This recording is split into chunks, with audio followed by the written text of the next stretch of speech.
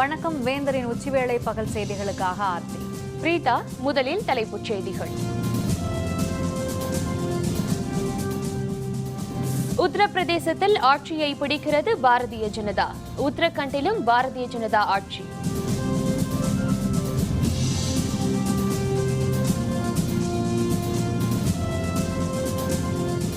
பஞ்சாபில் காங்கிரஸ் ஆட்சி. மணிப்பூர், கோவாவில் இழுபறி.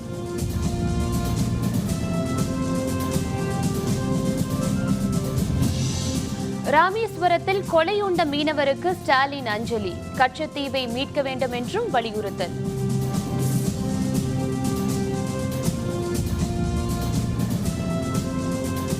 ஹைட்ரோ கார்பன் திட்டத்துக்கு எதிர்ப்பு. வடகாட்டில் தொடரும் போராட்டம்.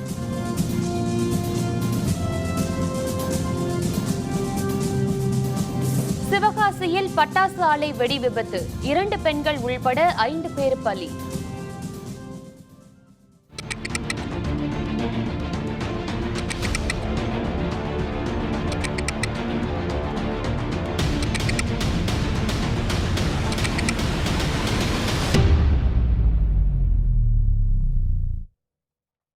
உத்தரப்பிரதேசம் உள்ளிட்ட 5 மாநில சட்டப்பேரவை தேர்தலில் பதிவான வாக்குகளை எண்ணும் பணி விறுவிறுப்பாக நடைபெற்று வருகிறது. உத்தரப்பிரதேசத்தில் பாரதிய ஜனதா பெருவாரிய இடங்களில் முன்னிலை பெற்றுள்ளது. உத்தரப்பிரதேசம், மணிப்பூர், பஞ்சாப், உத்தரகண்ட், கோவா ஆகிய மாநில சட்டப்பேரவைகளின் பதவிக்காலம் இந்த மாதத்துடன் நிறைவடைகிறது. இதையொட்டி உத்தரப்பிரதேசத்தில் 7 கட்டங்களாகவும், மணிப்பூரில் 2 கட்டங்களாகவும், மற்ற மாநிலங்களில் ஒரே கட்டமாகவும் வாக்குப்பதிவு நடத்தப்பட்டது. 5 மாநிலங்களிலும் ஒட்டுமொத்தமாக 690 பேரவை தொகுதிகளில் வாக்குப்பதிவு நடைபெற்றது. தேர்தல் நடைபெற்ற 5 மாநிலங்களிலும் இன்று காலை 8 மணி முதல் வாக்குகள் எண்ணப்பட்டு கட்சிகளின் முன்னிலை நிலவரங்கள் வெளிவந்து கொண்டிருக்கின்றன. உத்தரப்பிரதேசத்தில் ஏறத்தாழ 305 இடங்களில் பாரதிய ஜனதா முன்னிலையில் இருக்கிறது. இதைத் தொடர்ந்து 15 ஆண்டுகளுக்கு பிறகு உத்தரப்பிரதேசத்தில் பாரதிய ஜனதா கட்சி ஆட்சி அமைக்கிறது. உத்தரகண்டில் மிக பெரும்பாலான இடங்களில் முன்னிலையில் இருக்கும் பாரதிய ஜனதா கட்சி ஆட்சியை கைப்பற்றுவது உறுதியாகிவிட்டது. பஞ்சாபில் பெரும்பாலான இடங்களில் காங்கிரஸ் கட்சியும் தொடர்ந்து ஆம் ஆத்மி கட்சியும் முன்னிலையில் இருக்கின்றன. ஆட்சியை காங்கிரஸ் கைப்பற்றுவது ஏறத்தாழ உறுதியாகிவிட்டது. கோவாவிலும் மணிப்பூரிலும் எந்த கட்சிக்கும் பெரும்பான்மை உறுதியாகவில்லை. நிலைமை இழுபறியாக இருக்கிறது. 403 தொகுதிகள் கொண்ட இந்தியாவின் மிகப்பெரிய மாநிலமான உத்தரப்பிரதேசத்தில் 78 மையங்களில் வாக்கு எண்ணும் பணி நடந்து வருகிறது. அங்கு வாக்கு எண்ணிக்கை தொடங்கியது முதலே பாரதிய ஜனதா கட்சி முன்னிலை வகிக்க தொடங்கியது. எடுத்த எடுப்பில் 255க்கும் அதிகமான இடங்களில் முன்னிலை பெற்றுள்ள பாரதிய ஜனதா தற்பொழுது வரை ஏறத்தாழ 305 தொகுதிகளில் முன்னிலை வகித்து வருகிறது. சமாஜ்வாதி கட்சி 65 தொகுதிகளிலும், அதன் கூட்டணி கட்சியான காங்கிரஸ் 9 தொகுதிகளிலும் முன்னிலை பெற்றுள்ளன. மாயாவதியின் பகுஜன் சமாஜ் கட்சி 17 தொகுதிகளில் முன்னிலை வகிக்கிறது. உத்தரப்பிரதேச தலைநகரமான லக்னோவில் உள்ள 5 தொகுதிகளிலும் பாரதிய ஜனதா வெற்றி முகத்தில் உள்ளது. உத்தரப்பிரதேசத்தில் பாரதிய ஜனதாவின் வெற்றி நிச்சயம் என தெரிந்ததும் தில்லி உள்பட நாட்டின் பல்வேறு பகுதிகளில் பாரதிய ஜனதா தொண்டர்கள் பட்டாசு வெடித்தும் இனிப்பு வழங்கியும் வெற்றி கொண்டாட்டத்தில் ஈடுபட்டனர். 15 ஆண்டு இடைவெளிக்கு பிறகு உத்தரப்பிரதேசத்தில் பாரதிய ஜனதா மீண்டும் ஆட்சியை பிடிக்க இருப்பது குறிப்பிடத்தக்கது.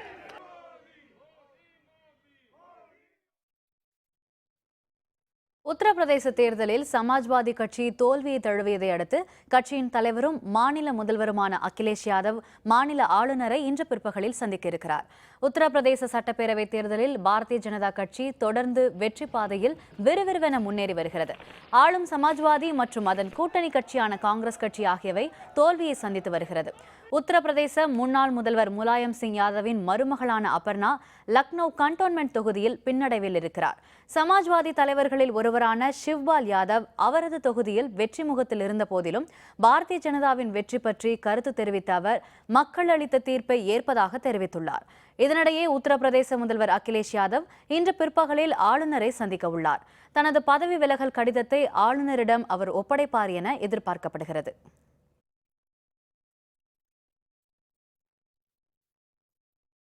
உத்தரப்பிரதேசத்தை போலவே உத்தரகண்ட் மாநில சட்டப்பேரவை தேர்தலிலும் பாரதிய ஜனதாவின் கை ஓங்கியுள்ளது. இமயமலை பகுதியை சேர்ந்த மலை மாநிலமும் உத்தரப்பிரதேசத்திலிருந்து பிரிக்கப்பட்டதுமான உத்தரகண்ட் மாநிலத்தில் 70 சட்டப்பேரவை தொகுதிகள் உள்ளன. அங்கு தேர்தல் முடிந்த நிலையில் டேராடூன், நைனிடால் உள்பட 15 மையங்களில் இன்று காலை 8 மணிக்கு வாக்கு எண்ணும் பணி தொடங்கியது. அங்கும் பாரதிய ஜனதாவின் கையே ஓங்கியுள்ளது. 70 தொகுதிகள் உள்ள உத்தரகண்டில் ஆட்சி அமைக்க 36 இடங்கள் போதும் என்ற நிலையில் பாரதிய ஜனதா கட்சி 57 இடங்களில் முன்னிலை பெற்றுள்ளது. காங்கிரஸ் கட்சி 13 இடங்களிலும் முன்னிலை வகிக்கிறது. உத்தரகண்டில் 2 தொகுதிகளில் போட்டியிட்ட ஹரிஷ் ராவத் அந்த 2 தொகுதிகளிலுமே தோல்வியை தழுவினார். உத்தரகண்ட் முன்னாள் முதல்வரான ஹரிஷ் ராவத் அவரது காங்கிரஸ் கட்சி சார்பில் ஹரித்வார் ரூரல் மற்றும் கிச்சா ஆகிய 2 தொகுதிகளில் போட்டியிட்டார். ஆனால் இந்த 2 தொகுதிகளிலுமே அவர் வெற்றி வாய்ப்பை இழந்தார். கிச்சா தொகுதியில் பாரதிய ஜனதா வேட்பாளர் ராஜேஸ்வர் சுக்லா ராவத்தை வீழ்த்தி வெற்றி பெற்றுள்ளார். 117 சட்டப்பேரவை தொகுதிகளை கொண்ட பஞ்சாப் மாநிலத்தில் காங்கிரஸ் கட்சி தொடர்ந்து முன்னிலை வகித்து வருகிறது. பஞ்சாபில் சிரோன்மணி அகாலிதளம் பாரதிய ஜனதா கட்சிகளின் கூட்டணி ஆட்சி நடைபெற்று வருகிறது. 117 தொகுதிகள் கொண்ட பஞ்சாப் சட்டப்பேரவைக்கு ஒரே கட்டமாக தேர்தல் நடந்து முடிந்த நிலையில் இன்று சண்டிகர், குர்தாஸ்பூர், லூதியானா உள்ளிட்ட 54 இடங்களில் வாக்கு எண்ணும் பணி தொடங்கியது. அதில் ஆளும் அகாலிதளம் பாரதிய ஜனதா கூட்டணி பெரும் பின்னடைவை சந்தித்தது. காங்கிரஸ் கட்சி அங்கு 77 இடங்களில் முன்னிலை வகிக்கிறது. காங்கிரசுக்கு அடுத்தபடியாக ஆம் ஆத்மி 23 இடங்களில் முன்னிலை பெற்றுள்ளது. சிரோன்மணி அகாலிதளம் வெறும் 17 இடங்களில் மட்டுமே முன்னிலை வகிக்கிறது. பஞ்சாபில் 10 ஆண்டுகளுக்கு பிறகு காங்கிரஸ் கட்சி மீண்டும் ஆட்சியை பிடிக்க இருப்பது குறிப்பிடத்தக்கது. பஞ்சாப் மாநில தேர்தலில் காங்கிரஸ் கட்சியின் நட்சத்திர வேட்பாளர் நவ்ஜோத் சிங் சித்து அமிர்தசரஸ் கிழக்கு தொகுதியில் அபார வெற்றி பெற்றார். அதுபோல பஞ்சாப் மாநில காங்கிரஸ் கட்சி தலைவரான கேப்டன் அமரீந்தர் சிங் பாட்டியாலா தொகுதியில் வெற்றி பெற்றுள்ளார். பிறந்த நாளில் இந்த வெற்றியை அமரீந்தர் சிங் பெற்றிருப்பது குறிப்பிடத்தக்கது. பஞ்சாப் முதல்வர் பிரகாஷ் சிங் பாதல் லாம்பி தொகுதியில் முன்னிலை வகிக்கிறார். பஞ்சாப் மாநிலத்தில் காங்கிரஸ் வெற்றி பெற்று ஆட்சி அமைக்க உள்ள நிலையில் முதல்வராக அமரீந்தர் சிங் பதவியேற்பார் என கருதப்படுகிறது. சுற்றுலாவுக்கு பெயர் பெற்ற கோவா மாநிலத்தில் காங்கிரஸ் கட்சி சற்று முன்னிலை பெற்றுள்ளது. அங்கு பாரதிய ஜனதா கட்சியை சேர்ந்த முதல்வர் லட்சுமிகாந்த் பர்சேகர் தோல்வியை தழுவினார். 40 பேரவை தொகுதிகள் கொண்ட கோவா மாநிலத்தில் கடந்த 4ஆம் தேதி ஒரே கட்டமாக தேர்தல் நடந்தது. இன்று பனாஜி உள்பட 2 இடங்களில் வாக்கு எண்ணிக்கை விறுவிறுப்பாக தொடங்கியது. அதில் ஆளும் பாரதிய ஜனதா அரசு பெரும் பின்னடைவை சந்தித்துள்ளது. கோவா மாநில முதல்வர் லட்சுமிகாந்த் பர்சேகர் அவரது மன்றத்து தொகுதியில் தோல்வியை தழுவினார். கோவாவில் இழுபறி நிலை உள்ளது. மணிப்பூர் மாநில சட்டப்பேரவை தேர்தலில் வெற்றி எந்த கட்சிக்கு என்பதை உறுதி செய்ய முடியாத வண்ணம் காங்கிரஸ், பாரதிய ஜனதா இடையே இழுபறி நிலைமை நீடிக்கிறது. 60 சட்டப்பேரவை தொகுதிகளை கொண்ட வடகிழக்கு மாநிலமான மணிப்பூரில் கடந்த 4 மற்றும் 8ஆம் தேதிகளில் 2 கட்டங்களாக தேர்தல் நடைபெற்றது. இந்த தேர்தலில் பாரதிய ஜனதா, காங்கிரஸ் கட்சிகள் பல்வேறு தொகுதிகளில் வேட்பாளர்களை நிறுத்தின. மணிப்பூர் மாநில சமூக போராளியுமான ஐரோன் ஷர்மிளாவின் புதிய கட்சியான மக்கள் மறுமலர்ச்சி மற்றும் நீதி கூட்டமைப்பு 3 தொகுதிகளில் வேட்பாளர்களை நிறுத்தியது. ஷர்மிளா தொபல் தொகுதியில் போட்டியிட்டார். இந்நிலையில் மணிப்பூரில் தற்போது வெற்றி எந்த கட்சிக்கு என்பதை உறுதி செய்ய முடியாத வண்ணம் காங்கிரஸ், பாரதிய ஜனதா கட்சிகளிடையே இழுபறி நிலைமை நீடிக்கிறது. மணிப்பூர் மாநிலத்தின் இரும்பு மங்கை என கருதப்பட்ட சமூக போராளி ஐரோம் ஷர்மிளா தோல்வியை தழுவினார். மணிப்பூர் மாநிலத்தின் சமூக போராளியும் ஆயுதப்படை சட்டத்தை எதிர்த்து 16 ஆண்டு உண்ணாவிரத போராட்டம் நடத்தியவருமான இரும்பு மங்கை ஐரோம் ஷர்மிளா புதிய கட்சியை ஆரம்பித்து பேரவைத் தேர்தலில் போட்டியிட்டார். ஐரோம் ஷர்மிளாவின் மக்கள் மறுமலர்ச்சி மற்றும் நீதி கூட்டமைப்பு கட்சி 3 தொகுதிகளில் போட்டியிட்டது. ஐரோம் ஷர்மிளா முதல்வர் ஒக்ரம் இபோபி சிங் போட்டியிட்ட தொபல் தொகுதியில் முதல்வரை எதிர்த்து போட்டியிட்டார். இந்த தேர்தலில் முதல்வர் ஒக்ரம் இபோபி சிங் 18,649 வாக்குகள் பெற்று வெற்றி பெற்ற நிலையில் அரசியல் அரங்கில் பெரும் எதிர்பார்ப்பை ஏற்படுத்திய ஐரோம் ஷர்மிளா வெறும் 90 வாக்குகள் மட்டுமே பெற்று தோல்வியை தழுவியுள்ளார்.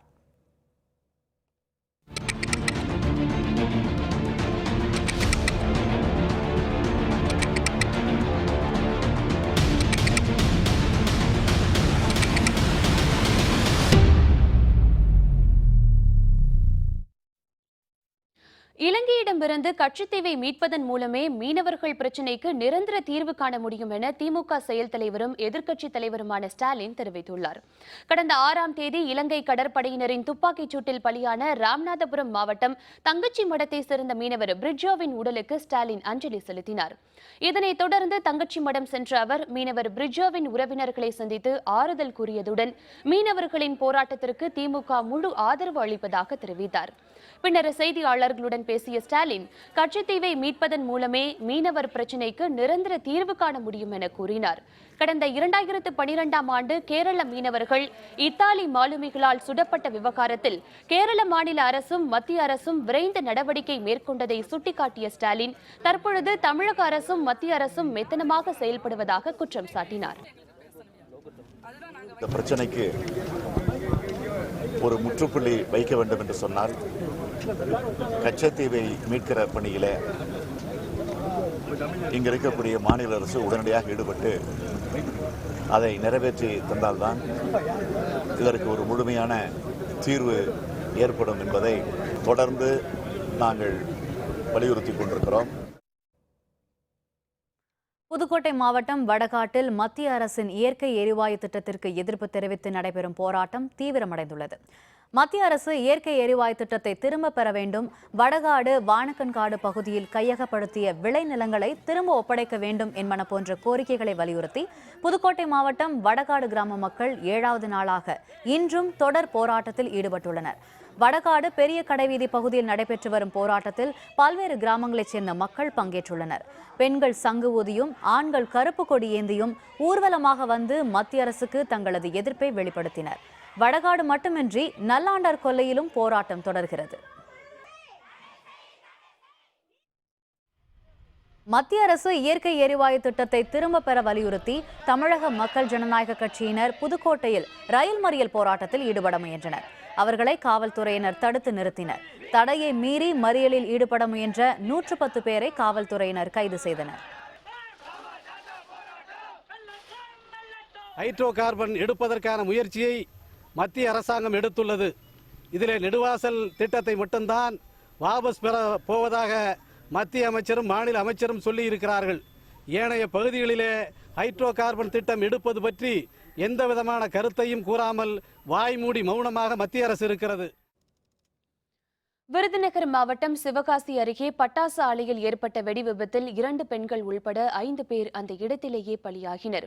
சிவகாசி அருகே வெற்றிலையூரணி கிராமத்தில் செயல்பட்டு வந்த தனியாருக்கு சொந்தமான பட்டாசு ஆலையில் இன்று காலை வெடிமருந்துகளில் ஏற்பட்ட உராய்வினால் வெடி விபத்து ஏற்பட்டது. இதனால் அடுத்தடுத்த அறைகள் இடிந்து விழுந்தன. இதில் அங்கு பணியில் ஈடுபட்டிருந்த 2 பெண்கள் உள்ளிட்ட 5 பேர் பலியாகினர். இறந்தவர்களின் உடல்கள் மீட்கப்பட்டு உடற்கூறு ஆய்வுக்கு அனுப்பி வைக்கப்பட்டன. இடிபாடுகளை அகற்றும் பணி தொடர்ந்து நடைபெற்று வருகிறது. இதுபற்றி காவல்துறையினர் வழக்கு பதிந்து விசாரணை மேற்கொண்டுள்ளனர். இலங்கைக்கு எதிரான கையெழுத்து இயக்கம் பல்வேறு தரப்பினர் பங்கேற்று ஆதரவு. விவரம் விளம்பர இடைவேளைக்கு பிறகு.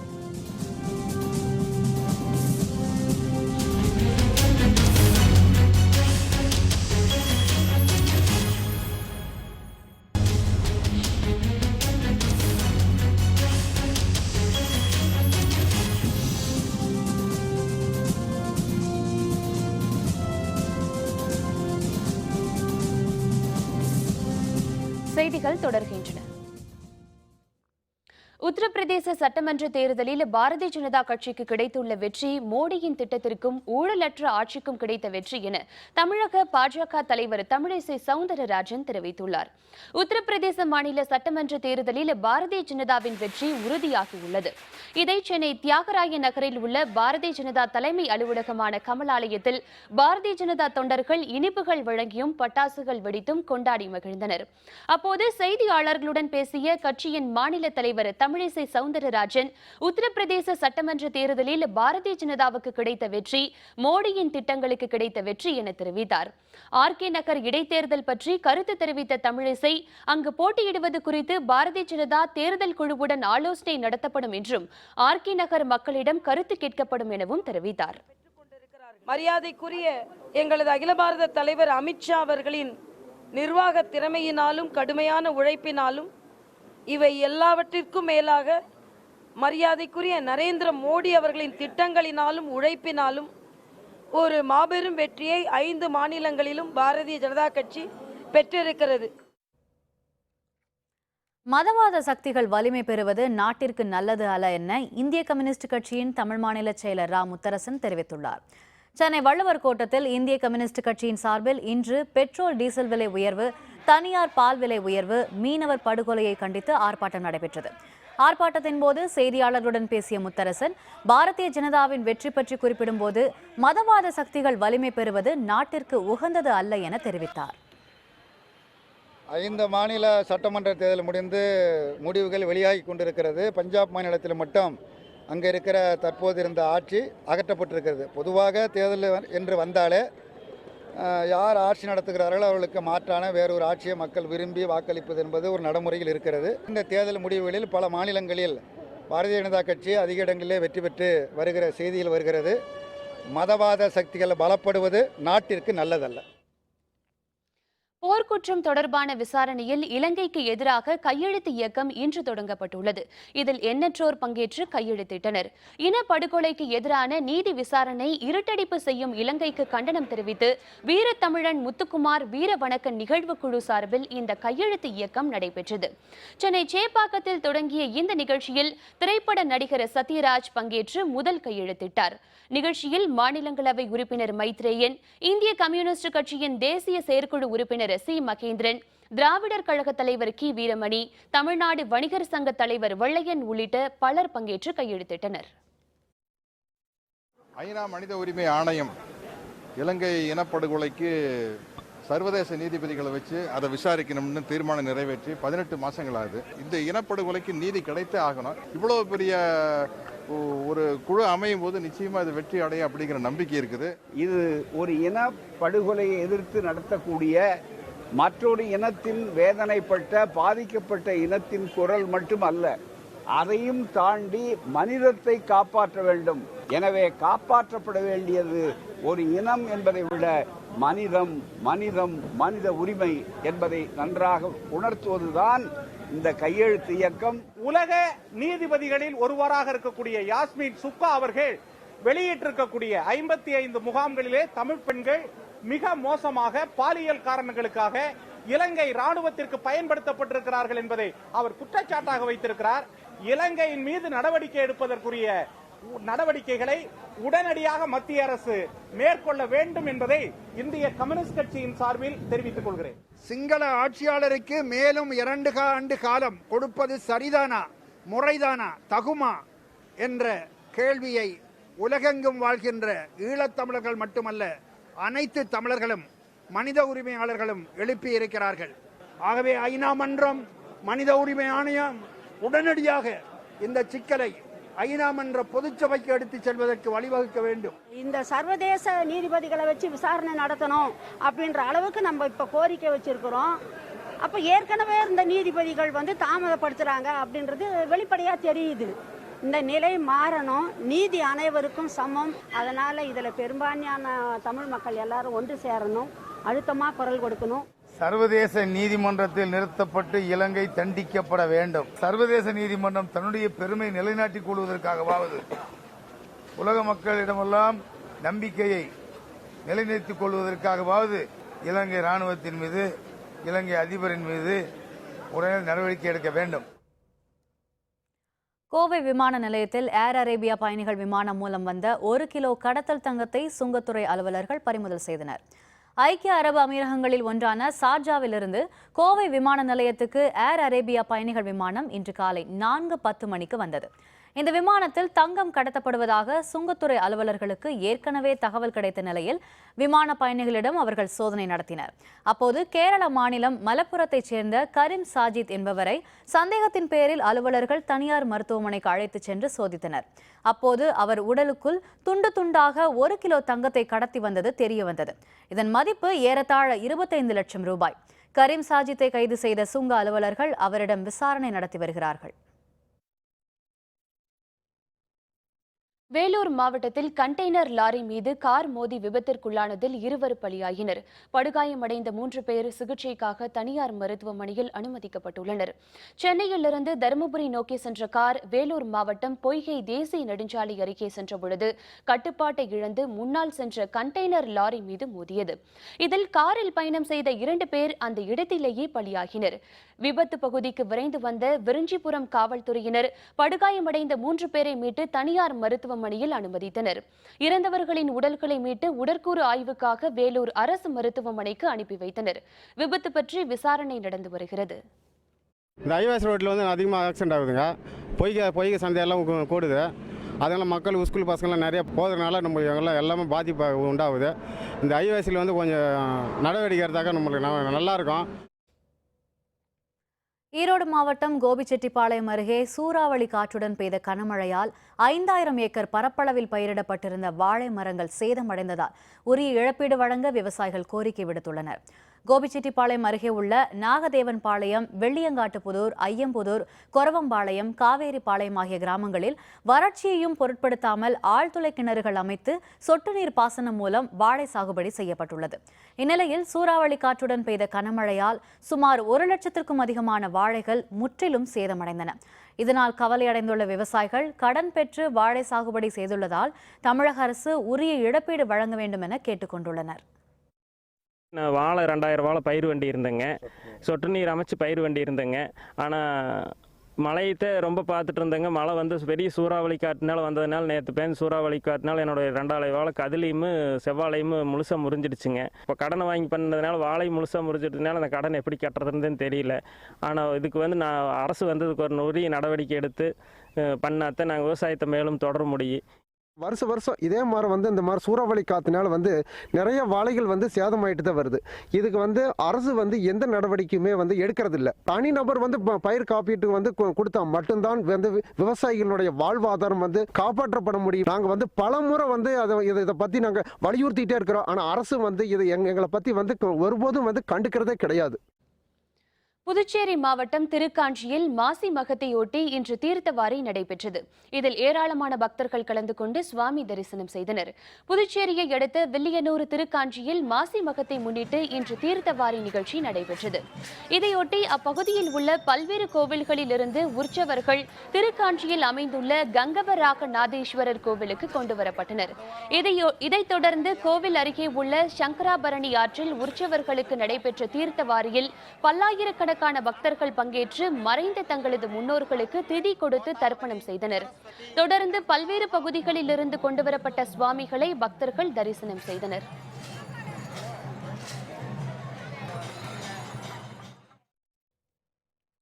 கரூர் தாந்தோன்றிமலை ஸ்ரீ கல்யாண வெங்கடரமண மாசிமக தேர் திருவிழா வெகு சிறப்பாக நடைபெற்றது. ஏராளமான பக்தர்கள் தேரை வடம் பிடித்து இழுத்தனர். தமிழகத்தின் தென் திருப்பதி என்று அழைக்கப்படும் கரூர் தாந்தோன்றிமலை ஸ்ரீ கல்யாண வெங்கடரமண சுவாமி கோவிலில் மாசிமக திருவிழா சிறப்பாக நடைபெறுவது வழக்கம். திருப்பதி கோவிலுக்கு செல்ல முடியாத பக்தர்கள் இக்கோவிலுக்கு வந்து தரிசனம் செய்வது வழக்கம்.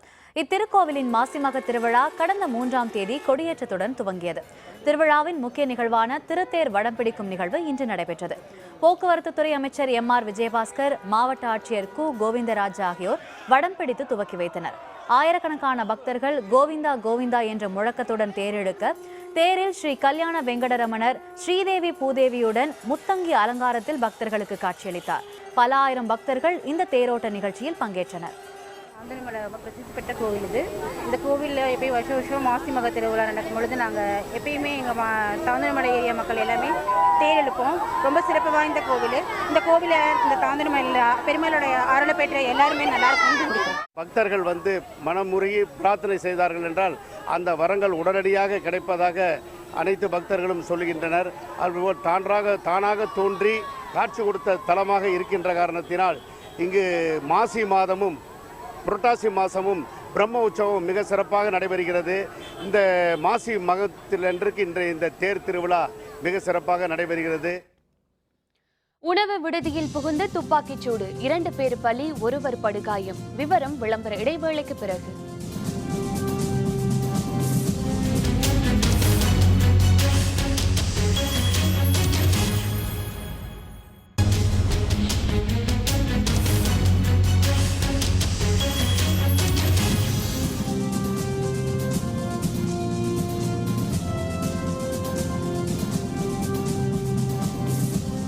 செய்திகள் தொடர்கின்றன. இனி அயலக செய்திகள்.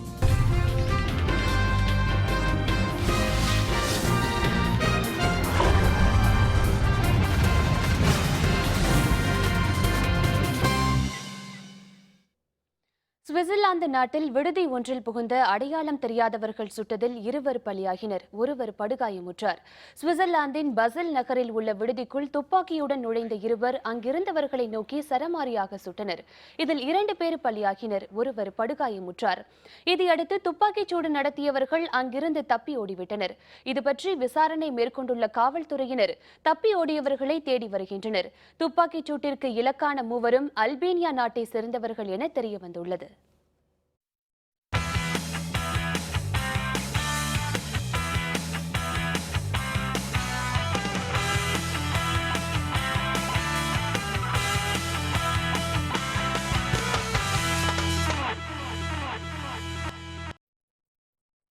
இத்தாலியில் நடைபெற்று வரும் சைக்கிள் போட்டித் தொடரின் 3வது சுற்றில் ஸ்லோவேக்கிய நாட்டு வீரர் பீட்டர் சாகன் வெற்றி பெற்றார். இத்தாலியில் டெரினோ அட்ரியாடிகோ சைக்கிள் போட்டித் தொடர் நடைபெற்று வருகிறது. இதன் 3வது சுற்று போட்டி மெரிடிமோவிலிருந்து மான்டால்டோ டி காஸ்ட்ரோ வரையிலான 204 கிலோமீட்டர் தொலைவுக்கு நடைபெற்றது.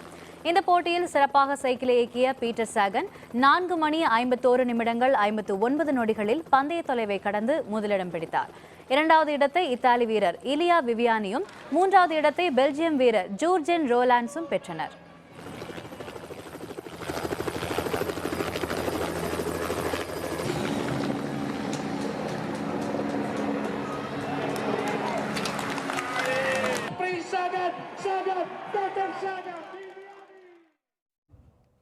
மீண்டும் தலைப்புச் செய்திகள்.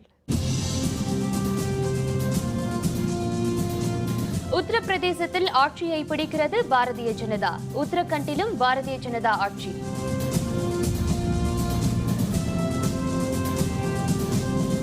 பஞ்சாபில் காங்கிரஸ் ஆட்சி, மணிப்பூர் கோவாவில் இழுபறி.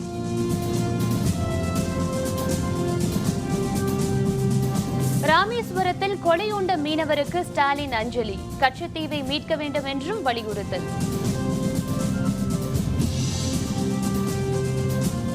ஹைட்ரோ கார்பன் திட்டத்துக்கு எதிர்ப்பு, வடகாட்டில் தொடரும் போராட்டம்.